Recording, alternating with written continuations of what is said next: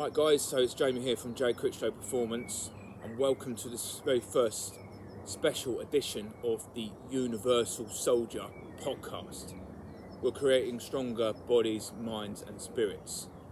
So, most valuable tool as a human being, in my opinion, is strength. So, I've invited my good friend Hulio, the strongest guy I know and had the pleasure of training with. Appreciate it.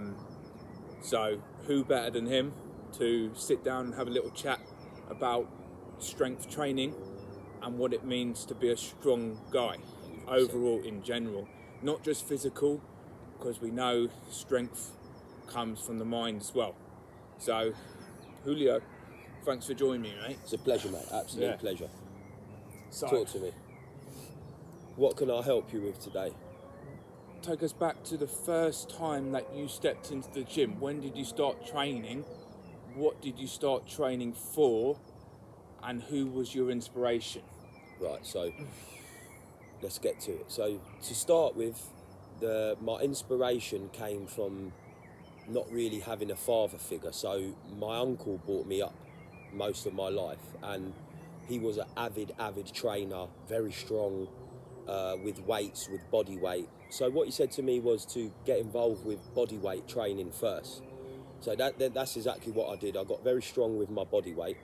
Then once I did that, my other very good friend Faz, he was the first one that brought me to a gym, which was Shapers, where I stayed for 16 years. And as I was following him, he was into strength. So what he said to me was, listen mate, while you're young, get as brutally strong, because strength is never a weakness. It's very important to be strong. So that's how I got into training, and I progressed my training through watching real life individuals that trained. So in my time when I started 21 years ago, there weren't too much this YouTube. So the people I saw train, that's what inspired me. And I wasn't really too inspired with the bodybuilding, in my personal opinion, because the bodybuilding is, to me, it's more, it's how can I put it without disrespecting anyone? It's more of a show muscle. That's correct, bro. It's more of a show muscle. Yeah. You're doing it on stage. Don't get me wrong, I appreciate the work and the training that goes into it, but my true passion lied with literally moving as much weight as I possibly could. Performance functionality, performance. Training that I could use in real life. And then I progressed myself from there, bro. I just had that iron mind state, and I just wanted to take myself and see how strong I could really get myself. Yeah, so let's talk about how strong you really are, because why should people be listening to you? Because obviously you're the size of these shoulders, man. So at 82 kilo, my best squat is 255 kilo. My best deadlift at that same body weight is 275 kilo, and my best bench is 152 kilo. So in the real world, bro, when you got to hustle every day and whatnot, it's 3 times body weight or over on squat and bench, and nearly 2 times body weight on bench. You know what I mean? Yeah. So for the viewers that listeners who aren't familiar with those exercises, those are what powerlifters or gym goers would say are the big 3 movements. Correct. The bench press, the squat, the deadlift. Or if I'm talking as a professional kind of like coach, we're talking the push exercise, like the bench, the pull, the hip hinge type movement of the deadlift, so it's loading the whole posterior chain. Correct. And obviously the squat movement. So these are foundational movements anyway. Fundamental, correct. So whether you're doing those 3 exercises in your program or not, or some sort of, you've got to be doing some sort of variation of those types of movements, along with the pull, the lunge and the carry. So if we talk about, so these are sort of numbers like lifting over sort of 2.5, 3 times body weight, which is spectacularly strong. It's not often that you see guys lifting that kind of weight. But how long did it take you to reach those sorts of numbers, Hulio? Because there's a lot of probably younger guys watching and listening to this and thinking, well, that's a bit way off. You know, I'm never going to get there unless I take certain maybe drugs or whatnot, or you know, how long did it take you to get there? Yeah. To tell you the truth, took me most of my training career, and to tell you the truth, I'm at my strongest. The longer I've trained, I've become stronger. So, at the end of the day, you're always going to be progressing. You know, the key to training is progression. You know, nothing stagnates in the universe. You know, it's either living or dying. So for me, I'm not going to the gym unless I'm going to progress. So, you know what I mean? And them movements, like you said there, they're fundamental movements that, to me, you know, I hear a lot of nonsense nowadays, social. You don't need to squat, you don't need to deadlift, these machines, this. That to me is a load of bollocks. At the end of the day, you do need to do these movements. They're fundamental movements, compound movements, which incorporate the whole physique. You're killing two birds with one stone on the movements. Plus, they're the movements that give you the raw horsepower. So, for example, because my barbell movements, my compound movements are that strong, whenever I do go to train with bodybuilders, I'm doing more weight than them on the machines for more reps, because isolation stuff to me is very easy. Whether we slow down the cadence or we're training explosive, these movements will benefit you within your life, you know? Like the squat benefits me. I cycle everywhere every day, and I'm telling you, I can keep up with pro cyclists simply because of the strength in my legs. 100%. It gives you that neural drive, those exercises that are loading the entire body and you're not attached up to a machine.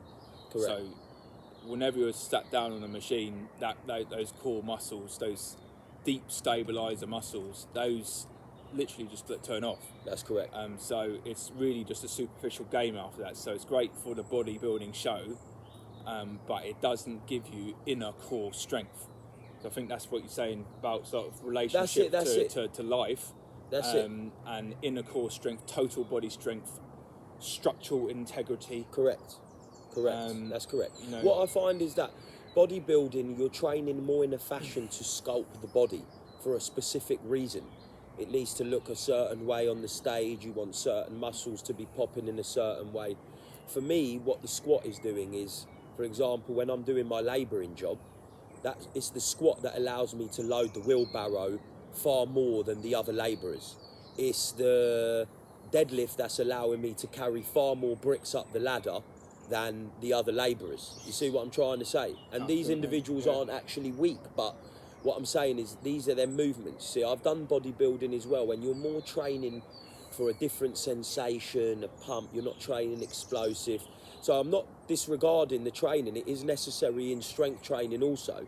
And I'm not saying that isolation and exercises have no benefit. They have a lot of benefit. But if you want to be strong in real life, you need to train as in you're training for real life. You know, farmers walks, heavy lunges, and as Jay knows how important they are. These sort of movements, I find, is what's going to give you an edge and an all-round physique over your competition. You know what I mean? Cool, man. Yeah. So you say like you're not completely disregarding bodybuilding. So how have you like incorporated bodybuilding into your training? So, for example, with me, I'll give you an example. If I train back, I train the first movement, very heavy deadlift, and then I do another movement to complement that deadlift to make them muscles stronger for the deadlift, which would be something like a dead pen lay row, a bent row, or a T-bar row with the bar in the corner. Then the rest of my training will be isolation training, and I will try to get strong in isolation movements. So for example, then I will do underhand grip lat pull downs to target specific areas of the lat which I need to benefit my deadlift, for example, in the upper back. I will do things like face pulls where you do need to incorporate the both, but more important, I would say, to any beginner or coming into intermediate, is stick to the fundamental basics. Basics in anything in life will never steer you wrong. Yeah, 100%. So it's kind of like filling in the gaps. Correct. Really, that's exactly how it is, brother. That's what you're doing. Personalised weaknesses as Yeah, well. that's right, because you do need also, a stronger muscle is a bigger muscle. So, of course, you're going to get big with doing high rep Bigger deadlifts. muscle is a stronger muscle. Correct, right, as well. but that's exactly right. They're hand in hand thing. People don't understand. The stronger you get, the bigger you're going to get. There's no two ways about it. It's scientific, it's gym bro, it's exactly what it is. So the stronger you get, the bigger you're going to get. Of course, you need to do training as a bodybuilder in repetitions. Like deadlifts, I've done things like 220 kilo for 10 reps, touch and go. This is how you're going to build the erectors, but they complement each other.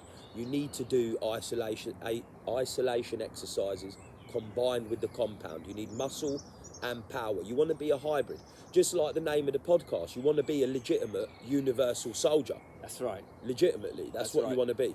It's all about being sort of well-rounded and well-balanced. Correct. In your training and as a person as well, you want to work on different aspects of your life. Correct. So that's what we're doing on this show here. That's right. Today's focus is strength. So let's talk a little bit more about strength and what you say. What has the strength training given you as more than just a physical aspect? I've got my 3 benefits. For me, strength training's given me confidence, discipline, and focus. Because you can't strength train if you're not focused and you don't have discipline, and you can't be nervous. That's right. Going up. Well, you're nervous going up for a big lift, but the confidence it gives you when you hit it and you getting stronger.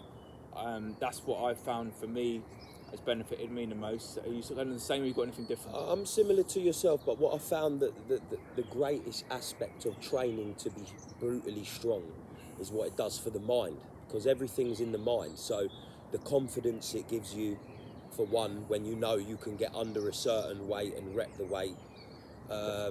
Secondly, it's a lot to do with what sort of character you are and what you've got. For me, strength training is a very, very tremendous way to channel my anger, a lot of feelings, a lot of energy. I find it much better tool to channel them things than, for example, doing repetitions with a certain weight, and I also love the aspect of what it does for progression in weight. I like to progress every week by a certain amount of kilo, and what that's doing to the mind, is strengthening it, creating an iron mind. Training for strength. I've noticed strength individuals they got a different level attitude. Gives them a lot of power for their life. Yeah. So for me, it's a lot to do with the mind. Yeah. Conquering myself, lifting. That's what men have been doing from the beginning of time. Any real men from go back any generations, it's about how much you can lift. It's what you can lift is dictating what sort of man you are, what sort of woman you're gonna get, how much people respect you. Because ultimately, the point with strength training is you can't fake strength. No. See, with these other sports, I've seen a lot of bodybuilders that look like they could lift a house, but they can't lift much. No, it's spongy. Don't get me wrong, you've always got them powerful bodybuilders. I'm talking majority. For example, like in the gym we train in, we see a lot of big dudes, but they can't lift anything. So there's a lot of trickery involved with the size. But if you see me squat 3 times my body weight, that cannot be faked. No. I'm a strong motherfucker. It is what it. You know what I'm saying, Big Jack? 100%. So that's another reason why I prefer strength. Because at the end of the day, if we're all men in a group and I lift the most, then I'm the daddy. You know what I mean? And I like to know that, surrounded by a world of weak men, that I'm a bad dude. Well, that's right. I mean, I think part of the reason why we're doing this podcast today is because of the attack on masculinity in society is tremendous at the moment, and particularly within the last 3 years, it's so blatantly obvious. It's just getting worse with the sort of pandemic, and then into this kind of wokery nonsense. It's all kind of nonsense. Like weakening the mind. Correct. Poisoning the mind, the soul, the spirit out of men. and then poisoning of the kind of like ecosystem as well, with the water subsystems, the food's not as good as quality as it used to be, the nutrients aren't as dense. So as men, we really need to sort of galvanise and stick together and form kind of like these bonds to try and pick each other up and make each other strong again. Yeah, and I think strength training can do that, because what I've noticed in this, like you said rightly so, a lot of weak individuals, you know, they see the weight, they're worrying, they don't want to get hurt, they don't want to get... It's not a good way to live your life, you know? No. You want to be living like a Spartan, a warrior, universal soldier. So strength builds a lot of that within you as well, because the stronger you become gives you far more confidence than what any size muscle could give, I believe, you know? More resilience too. Correct. Injuries. Correct. And you know... Because of course the strength training explosive builds ligaments, builds tendons. So, you know, you want to build yourself ready for life. You never know what life's going to throw at you. And like I say, being strong will always get you, majority of the time, out of the situation. It makes everything else easier, doesn't it? Correct. Yeah. Correct. Like you say, like the bodybuilding aspect, coming back to that for just a second. It's a vanity thing, you know? Yeah, well... To a degree. Everyone wants to look good and have that physical appearance and that shape, and that gives you confidence. I get that. Correct. But in order to get that physique, strength is so important, isn't it? Because that dictates your rep ranges. I personally think a stronger bodybuilder is a bigger bodybuilder. 100%, yeah. Personally. There's only so much this... You got to remember, like you said, when you're enhanced, it's very easy. Believe me, I've experienced this. It's very, very easy. In fact, it even decreases your mind because it's so easy. So let's just highlight what we're talking about here. So, you know, we're talking about performance-enhancing drugs. So Julio has actually had self-experience with performance-enhancing drugs, and I know this is a big problem right now. I've seen it in the gym. It's very clear and obvious that there's a lot of young dudes coming up in their early, you know, late teens, and you know, going into this psalm sort of thing with you know, a lot of influencers online, social media, who are promoting these drugs, these performance enhancing drugs, synthetic drugs, a lot of them, you know, which have side effects. Just talk about your experience of usage of performance enhancing drugs. Yeah, so I took them for 1 year, straight 1 year, in 2018 to 2019. And for me, I'm not talking for all people, remember here, I'm talking about my personal experience. They were an utter waste of time. Shit. Decreased my mind frame, decreased my work ethic. Everything became far easier. I didn't have to work hard for anything. The substance done everything for me, basically. So in terms of your training, strength training, recovery. I trained exactly the same, but weight was just going far too easy for my liking, you know. Secondly, they affected me, you know, physically, you know, because, you know, the way I abused it on my addictive personality, you know, slowed me down having kids, you know. So, and for me, it was just a negative experience. What I found for me, the biggest takeaway was it decreased me as an individual because everything came easy. And in life, you don't want to make things easier, you want to make things harder. The harder things are, the better it's going to be for you. It's just the nature of life, you know. One of my favourite quotes here, with suffering is the sole origin of consciousness. Now, if you understand that quote correctly, suffering is the only time you're fully awake. The closer you are to death, the more alive you are. So the harder you make things, the better it's going to be for you. Mm-hmm. So my advice to any young individual is, if you want to be a real man, don't take nothing and actually get to a level of strength you can be proud of without doing anything. Because if you take that shit, all it's going to do is bring everything easy for you, and just, in my opinion, just bring you unnecessary problems you don't need, you know. If you can't do it natural, you've got to go and play golf, is my good saying, you know. That's my experience from it, what it taught me, you know. So luckily I put in a good 14, 15 years before I took it. I didn't take it till I was fucking 32 year of age. So I had already built a supreme core, you know, a supreme like baseline. So Great when level I of did strength and take it, muscularity already. that's yeah. correct, bro. So then when I did take it, like I say, it just made everything very easy for me. So anyone listening to the Universal podcast, stay away from that, because you want to be rolling like Big J Extreme Fitness here, mate. Yeah. If he shows you a couple of clips of what he's looking like, mate, you see what's possible. And that's another thing with social media. It's bombarding you with a lot of fake, a lot of trickery, a lot of nonsense. We're talking here about real life people, real life, everyday gym goers, not social media people. So what I've seen from my experience is there's not many strong people about. So we need to start strengthening men. You see what I'm saying? So that's my opinion on that, bro. Yeah, so really, so what you're saying is, you know, you got a lot of negative side effects. Correct. And it was almost fucked up your chances of having kids. Correct. Which is, you know, got to be a goal for most men. When I came off it, in fact, I actually lost my natural. I lost everything I gained, because you got to remember, when you're putting something in your body like that, it's not yours to keep. As quick as you gain it is as quick as you're going to lose it. So luckily, I already had a good level of size, but through coming off that and the way I fucked with my own natural testosterone, I actually decreased my natural strength, and it took me nearly a year and a half to bring myself back to where I was originally. Thank God, with the power of God, you know, I surpassed my original natural strength, and to tell you the truth, I'm stronger than what I was when I was on it. So, like I say, anything's possible. Anything's possible if you believe. It's all in the mind. Cool. So, bottom line is just don't do it. Don't do drugs.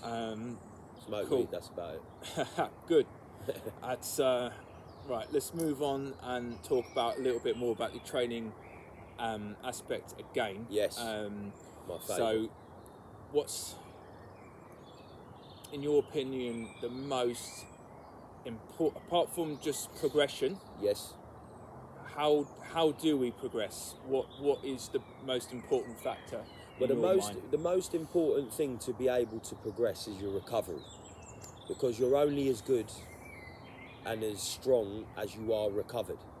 Now, the problem you face is the stronger you become, the more recovery you need, because the more taxing the weight you're lifting. You know, if you're lifting 2 plate for reps and then you're lifting 5 plate for reps, the recovery demand is far more so.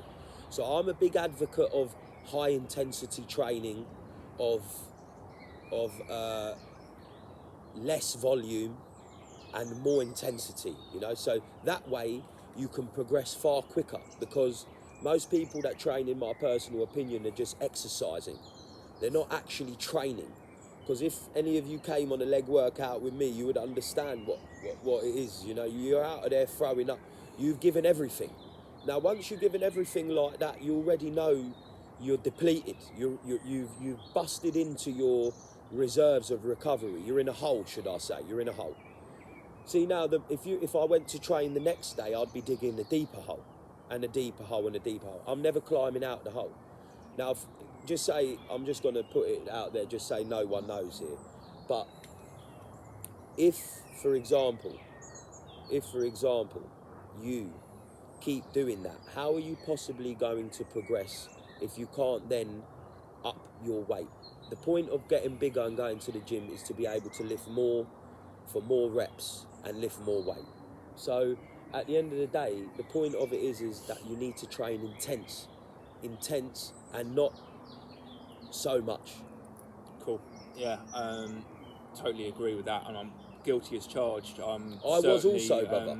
I think ego kind of gets in the way, but what perhaps it is it's a little bit is addiction as well. That's correct.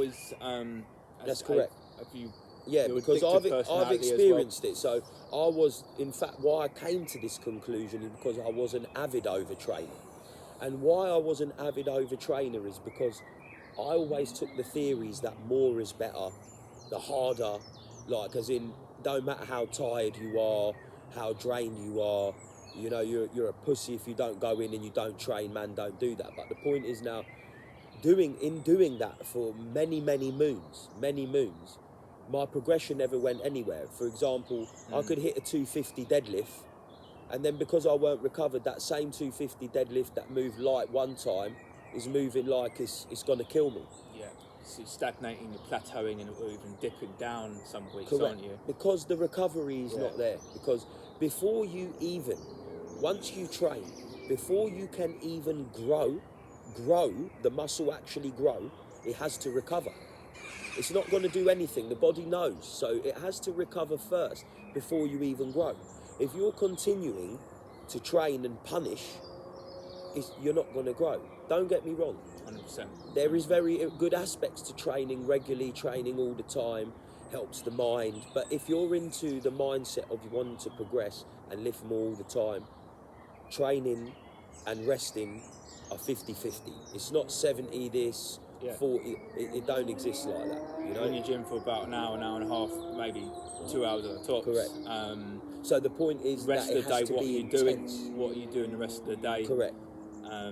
Need to be paying for treatment off you.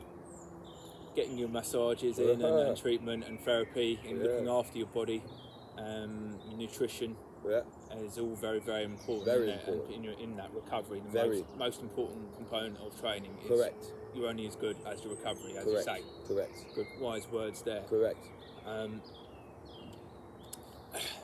Let's talk a little bit about training frequency. You just mentioned it there. Yes, sir. For an perhaps younger, more novice lifter, someone who's never been in a gym in their life, would it be of benefit for them to just come in and drill technique, or are they because they're not going to come in and understand how to lift 1 RMs doing correct. 1 to 5 rep ranges? Correct. Is it going to? Do you think, like, going back in time to when you started out, what were the sort of rep ranges that you were doing, and were you just learning technique? I think it's all about the experience. But for me, what I would recommend is, first, you have to dedicate periods of time to certain things. So I believe you have to dedicate a period of time to technique, to high repetitions, low repetitions. Really, you should try everything, because trying everything is going to teach you what you want to do, how you want to do it, and what path you want to take. So by experiencing everything, that's, in my opinion, real knowledge is experience. So you have to experience all types of training. Through my 21 years of training, I've experienced all types of volume, all types of styles, all types of bodybuilding, powerlifting, Olympic lifting, bodyweight training.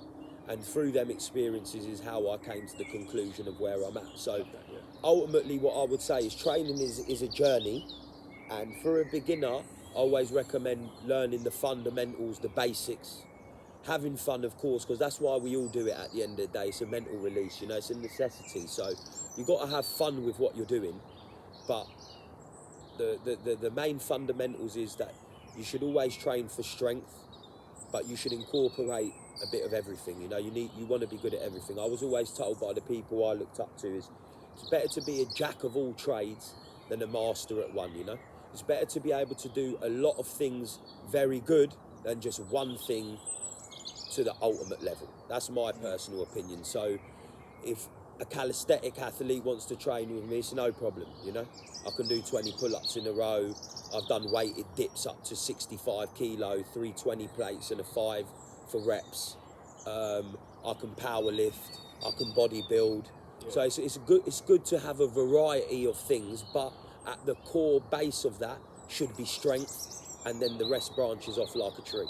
The trunk is strength, because at the end of the day, no tree's growing without the roots, the basics.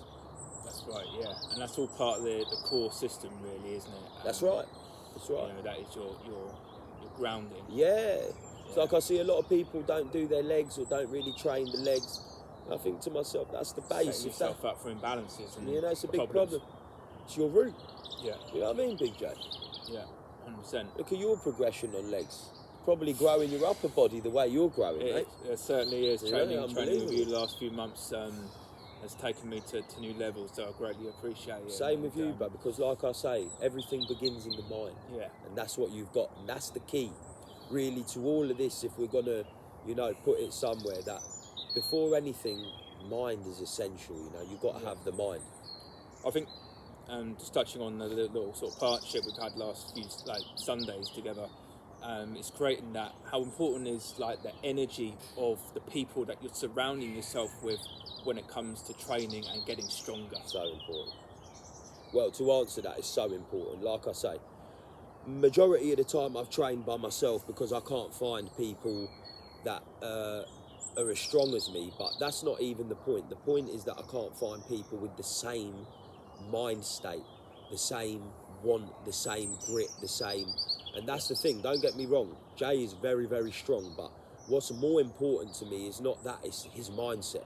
Always on time, always pushing the limits, no matter what we're doing. We're going up every week, always pushing the limits. So if you're gonna find a training partner, you've got to find a training partner that wants it like you want it, you know.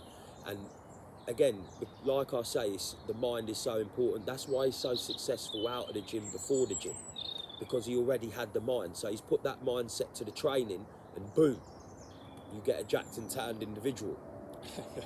Yeah, I'm saying. That's right. Yeah, I think. So to answer the question, because I go off on tangents a lot because I have so much to say, but the training partner and the energy and the mindset is key to progression.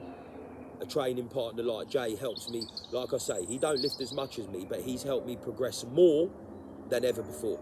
Yeah. Because of his mindset. Try kicking him up the arse, you know. Because it's not the weight. The weight he does, he's pushing himself to the limit, so that only makes me want to give the same energy. That's right. It's not even about weight. Forget the weight. That's even a wrong statement. It's that he pushes himself to the death, so it makes me want to do it. And I find that I can't find that. It's in my lifetime I've had, before Jay, 3 other good training partners. Imagine, he's the 4th in 21 years. That is how rare it is to find someone with that mindset. Yeah. That's what makes you unique. How many you found then, though? You're a serious individual. Only a handful of people training with me, yeah. Just so they know I'm not making it up. Got a couple of young pups coming through that. Of course. The point is how long they're going to last. Yeah, this is what we've got to see. Whether they've got the determination and the persistence. Correct. To stand with that sort of intensity for a long period of time. Correct. It's all right doing it for a couple of months, but you know, to build a big, strong, natural physique, it takes years. Right. I'm so glad you said that. I'm so glad you said that. You can't do that in a couple of months, couple of weeks. You know, it's getting closer to summer now. We're stood outside here. Lovely day, by the way. So people are wanting to like get into shape, get fit again. Well, what have you been doing through the winter? That's right. If you've been sat on your ass playing PlayStation and eating pizza, Correct. then you're not going to be in a very good position, because it's going to take months, years of hard work and consistency to get to that sort of level. And that's a very good point I want to touch on, that Big J there, Universal Soldier, just said. That I've only got to this level because it's the time you put in. It's the time you put in. What I've noticed is the people that have the mindset, that have trained for 10 years and above, they're the individuals. This ain't a thing that you're gonna, it's a fallacy that you can build muscle that rapid, you know. It's like wine. Muscle's like wine, you know. I'm at my peak right now at 36 years of age. People would think it's your 20s. It's nonsense. You know, it's fine wine. Keeps you looking young. You know what I'm saying? Well, doesn't it? You know, I mean, people are shocked when I tell them my age. The benefits are endless, you know, like I say. And Big J's doing more than me, you know. He's up 5 in the morning. You know, the dedication you have to get it. And that's why a lot of people ain't got it. Because it's the dedication, you know. Motivation, it's been said many a time, is only going to get you so far. That motivation dies out. It's dedication and discipline that's going to get you there. So it's ingraining those patterns of behaviour. That's right. And you know, you haven't had much time out the gym in your 20 years of training. How many 20 years of training? 20 years have you taken a longer period out, more than like 3-4 days? No, the longest time I've taken out of training, due to no fault of mine, through 2 illnesses that occurred, was once a month and once 2 months. But we won't go into that. In general, but probably maybe. In general, he's exactly right. A week maximum I take off at a time. a week. A week off to maximum. recover. It's about the consistency over time. That's right. And then recovery in between, like the micro sessions. Correct. Correct. But now I used to be one of them that trained 6 days, occasionally 7. You know, now through, like I said, the experience of training and learnt what I've learnt through certain individuals that I respect highly, that you know what I mean, is that now I train 3 to 4 days a week. You know, and like I said, it's the intensity, not the volume. Someone can do 4 sets, but my 2 sets are trumping them 4 sets, you know? It's the quality of the sessions now, Correct. isn't it? And then Correct. because of the neural drive that you're able to put through the bar or the floor, whatever your exercise that you're doing, that takes a lot more out of you. So for a novice lifter, you might be able to train a little bit more frequently. And sometimes I would recommend that for a novice. Big J's 100% correct. As you begin your journey, you should try training 5 days, 7 days, 3 days, 4 days. But as you get stronger and you're working up and you're understanding how to lift to those higher levels of intensity, it's essential. You need to you need to know when to taper back. You do. It's listening to your body, isn't it? Correct. A professional, like someone that knows what they're doing, knows their own body. So your body does wonders in telling you what it needs, you know. So you just got to be very attentive and listen to the body. Yeah. And it will tell you, you know, like I say, as you go through the journey, the stronger you become. At my intensity, it's physically impossible to be able to give 5 or 6 days. Forget even how I used to do 7, you know, because the intensity I have now can only sustain for maximum 4 days. You know? Yeah. That's why a lot of people don't like that style of training, because it's very, very, very difficult. You know, doing that every day, you can do that because you're not giving it the 100%. You know what I'm saying? When you training the way me and Big J are training on these legs days, we made people throw up, people don't come back. Of course not, because it's only for a certain mindset, you understand? It's for a certain individual that can handle that type of pressure. Yeah, good. You know, look, he's making me look skinny sitting here, you know, it's no good, you know? It's very cold here tonight, the temperature's dropping, starting to shiver. It is. A little bit. We've been talking for quite a while. Yes. We could probably talk all day, so I just want to get into the last couple of questions. Couple of fun questions. Let's go. The first one is, what is your favourite exercise and why? Favourite exercise is the squat, because it's just like life. You've got to stand back up when you're hit with whatever you're hit with. So for me, squat is the tree of life to me. That's wicked, yeah, because you've got to really root your feet, don't you, and everything. And like life, things pile up on your shoulders, but you've got to stand back up, you know what I mean? So for me, squat is the perfect analogy for life, you know? It's a tough exercise, but one of the most fruitful. Correct. Well said. Okay, one last question. If you were to have your own army of warriors, Hulio, would there be any mandatory requirements? What would be the sort of minimum requirement of level of strength at certain exercises? What's like good standard I think about exercise? Yeah. So say for like, let's take the squats. Yeah. Let's take the deadlift movement. Let's take bench as well. Let's take the bench. The big 3 and an overhead press. I'll say. The main 4 man lifts. Okay, military, let's take that, I would have a couple of other exercises relative to body weight, because we mentioned that earlier as well. True. And I want people who are super duper fit, and not just mass. I agree. So this is when we're talking about relative strength. Right. If I had an army of warriors, I would want people who were able to run, move, jump, lift heavy, and go all day long. Yeah, I think you've answered the question for me. But if I was going to have a mandatory just to get in, you'd have to be able to squat 180, deadlift 180, and squat 140. Mandatory before I even... bench 140, Yeah. So that's some serious load. So, I mean...